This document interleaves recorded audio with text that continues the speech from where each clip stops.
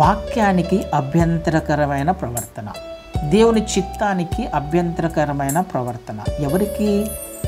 లోతు లేని ఆత్మీయ జీవితం ఉన్నవారికి, ఎక్కువ మన్ను లేని ఆత్మీయ జీవితం ఉన్నవారికి. వింటాడు, వాక్యం వింటాడు, శ్రద్ధగానే వినే ప్రయత్నం చేస్తాడు, కానీ లోపల లోతైన మన్ను లేదు కదండి. ఇలా ఉండడానికి కారణం ఏంటి? ఎందుకు రాయి నేల ఉంటుంది ఒక హృదయంలో, ఒక విశ్వాస జీవితంలో ఎందుకు రాతి నేల ఉండే అవకాశం ఉంది? ఎందుకు వస్తుంది రాయి నేల? విశ్వాసే, క్రీస్తు వారిని అంగీకరించిన వాడే, మన్నును దున్నుకునే ప్రయత్నం చేస్తున్నవాడే, పొలాన్ని దున్నుకునే ప్రయత్నం చేస్తున్నవాడే, కానీ పైన పైన దున్నుకునే ప్రయత్నం, రాతిని తీసిపెట్టడానికి, రాతిని తీసి పారవేయడానికి ఇష్టపడని ఆత్మీయులు వీళ్ళు.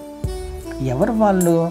ఆయననే ఒక మాట 15వ అధ్యాయంలో అంటాడు. మత్తయి సువార్త 15వ అధ్యాయంలో, మత్తయి సువార్త 15వ అధ్యాయం 9వ వచనాన్ని చదువుతాను.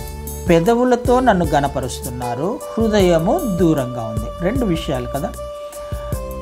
ఆరాధన చేస్తున్నట్లే ఉన్నారు, ప్రార్థన చేస్తున్నట్లే ఉన్నారు, వాక్యము చదువుతున్నట్టుగానే ఉంది, కనిపించేది మాత్రము అందరికీ చక్కని ఆత్మీయతనే కనిపిస్తుంది, కానీ హృదయము దూరంగా ఉంది ఆయనకి కదా. హృదయానికి సంబంధించిన వాడు ఆయన, పెదవులకు సంబంధించిన వాడు కాదు.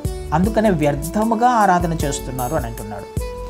హృదయము లోపలికి వాక్యం వెళ్ళాలి, కానీ వారి వాక్యము పెదవుల మీద, వారి ఆలోచనలో మాత్రమే ఉంది. వాళ్ళు బుర్రలో పెట్టుకున్నారు అంతే. వాళ్ళకు ఒక జ్ఞానం ఉంది, ఆ జ్ఞానాన్ని హృదయంలోకి పంపించడానికి ఇష్టపడట్లా.